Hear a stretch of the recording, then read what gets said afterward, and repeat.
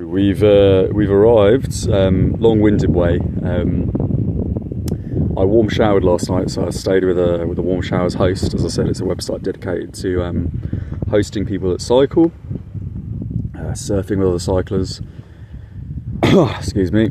And yeah, great time, really nice time. My host was actually British. I didn't realise. She didn't say in her profile, but she was an English lady in her 50s, and yeah, she'd lived in Austria for a really long time, and naturally with a lot of these websites you find the people completely empathise. I don't know what's wrong with my throat. I think it's this button, it's literally choking me. Or yeah, or they outright, like, you know, understand the kind of totalitarian stuff, all the political stuff. So we spent a while talking until late, and then yeah, we cycled all the way to Croatia from Austria this morning. So I've literally just arrived in Croatia. Here's the border. Which is, of course, and there's the Slovenian border over there. They're obviously not closed, sorry, not open, because it's all the European Union stuff. So yeah, my host tonight is a couch surfer actually, and I'm really excited because I've obviously maintained my use of couch surfing for many years, but probably for the last half decade at least I haven't surfed or hosted, probably more than half a decade actually.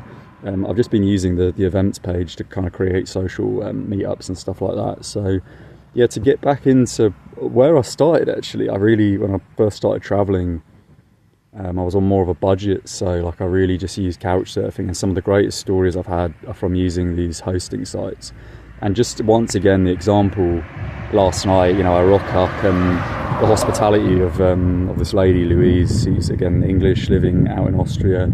Very unique personality. She's a laughter yoga teacher, which is really interesting. Like I thought, you know, immediately was involving getting people to kind of like take a happy mindset and, you know, promoting laughter whilst doing yoga. But apparently yoga is just a generic Indian term, which has absolutely nothing to do, I'm assured by the lady, with, you know, the kind of conventional exercises that we now associate with the term yoga. So that's really interesting, and yeah, you know, just really nice, and you know, completely understanding of the, you know, scam of 2019, 2020, the whole pandemic scenario. And then yeah, like she's a cycling enthusiast, so she's got a couple of bikes, a really nice cat. You know, I'm a cat person, big fan of the cats, and yeah, just we had a really good time. And yeah, now I've reached Croatia, and like I said, my couchsurfing host is only available from 10 p.m. tonight, and we've taken it as slowly as possible today, because obviously I can cycle quite rapidly even with the gear on my bike, which I'll show you actually has now changed slightly. So I think I posted a video of the fact that my pannier came off yesterday, and oh, that's the wire from the charger. And so what I've done is I've adapted the bike a bit, and I prefer it like this. And actually now, realistically looking at my bag, and I don't know, I used to have a bad back, but I'm carrying this bag here on my back, which is well over 10 kilos, and I'm not feeling it at all. Not feeling it, has no effect on me cycling. So I'm really pleased with that. I don't know if it's just a luck of the draw with respect to the size of the bag, the size of my body, and just the position I'm in on the bicycle, and everything's just worked out by chance to be you know, perfect. But this has no effect on me, and that's really pleasing, because I'm having to obviously stuff a lot in there which ordinarily would be elsewhere on the bike. But I've now removed the right pannier because the left one fell off. So what I've done here is I've just put the right pannier, which is broken, the zip's broken, and I've jammed it under the saddlebag, which actually Louise helped me with, because this saddlebag has never been fully attached to the saddle. Though I've never had a problem with it, it has been swinging, and it's just been a kind of more of a aesthetic nuisance, if you can apply those two terms. It's you know, kind of a visual annoyance. So yeah, I've just stacked that to the back, which is fine for now. A few problems earlier with the front one, because the front one, though the zip's working, is obviously shredded in the same place as if the zip was broken, because it was ripped off of the join. So I've just strapped that to the front. So now the weight distribution is really good. Yeah, it's a really good weight distribution there. The only thing is I had a few things fall out earlier, because this was up, which meant that things were falling out the slit, which I didn't anticipate, because I thought they're quite big, so I didn't think they could get through the gap. So I've just stuffed those in the backpack for now. And what I'm thinking of doing is, because there's really not much in this, I'm thinking of reintroducing my use of this and maybe tying this to the front of the white one, and then just literally just chucking this, or actually probably trading this one out for the one that's actually broken, and then just chucking one of them away. And that way, yeah, it's even more it's more streamlined, more aerodynamic. It looks a little bit better, because I don't really like the whole kind of like pannier swinging from the side of your bike scenario. It actually really bothers me. So I prefer like the streamlined approach, and I really like how this is feeling on the bike. That said, I'm still getting some problems, which the original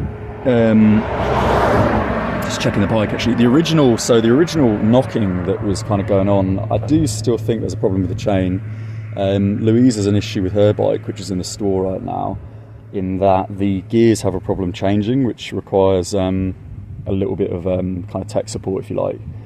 And I'm getting the problem with gear 1 and 2, like slipping, and they're really important gears. I actually could only run the bike in gear 2 for the first week of the trip, namely because I didn't have the leg, I'm not going to say the leg muscles, but I wasn't really used to it. I had to quickly adapt, and my body really couldn't take running this amount of weight on gear 3 or up, even on flats. Now I can run a 6 gear easy in the space of 3 weeks, which is pretty cool, with all that weight on the back. And then the first gear is still better. So now it's been oiled up. It had that brief inspection in Karlsruhe in Germany, and because of that, yeah, the gear 1 works. So I'm able to get up hills. So yeah, the clicking could be related to a chain issue, which is subsequently causing that gear problem. Though there is an issue with this again, which I've had before in Belgium. Literally, the pedal just came off with minimal clicking as well. And I think we've just got movement here. I don't know if you could see that. That's movement, and that really makes a noise when you put pressure on the left. There's also a problem with the tyre, but this could be down to the spoke issue, because I'm obviously missing a spoke, because I removed this spoke here because it was snapped, and another one's gone. And this is related, of course, to the fact that this bag, hence the rip, was rubbing into the spokes, just because it wasn't properly attached. And because of that, yeah, at high speed, like, it was smashing into the spokes basically, and it's damaged the bike in that respect. But as I think I mentioned in the last video, I have the maximum amount of spokes on a cylinder, which is usually what you see with cheaper bikes, which is what this is. But ironically, that's probably going to allow me to not be affected by the fact that one spoke's missing, because there's 36 spokes on each wheel. So yeah, it doesn't seem to be an issue for now, though. There is movement on this back tyre. I can't really show you as much now, but this does wobble a bit. I do feel a problem on the bike. It doesn't really affect my my movement at the moment or anything like that. It's more of a kind of it's just an annoyance, isn't it? Just having like that little sound banging away kind of pisses me off. So yeah, that's what we're looking at now. I really want to take a quick pee, but there's a office here and I don't know if anyone's manning it or if there's a camera or something. I think it's abandoned, but I really need to piss. I don't know if it's illegal to piss on a checkpoint.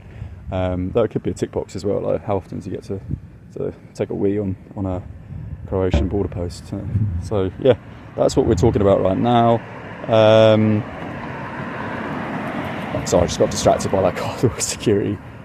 But yeah, that's the gist thus far. So there's the bike. Looking at the terrain, because it's all flat, I can probably make a decent speed or a headway tomorrow. I'm almost tempted to really smash something out. Again, depending on what's going on with my host, because I arrive really late and I don't know if they're like a late riser or if they're down to socialise or whatever. I'm hoping, honestly, here we can have our introductions, have our chat. I can express my thankfulness for their hospitality and kind of get off to sleep so I can wake up early and kind of really shed some kilometres, because I feel like I've wasted, I had a great time obviously warm showering, and I wouldn't take that back, but in terms of speed, I'm a bit of a speed person, and the trails today were unbelievably good, and yesterday, and frankly I could have easily pushed 150 on both days, and I probably would have gone to 200 just to kind of like tick it off in a day. So yeah, I'm hoping I can make some speed tomorrow, and I think one more stop into Osijek, and then Osijek I'll try and book some home exchange accommodation using my points, and then it's going to be across the Serbian border. So yeah, I'll keep you posted in that respect.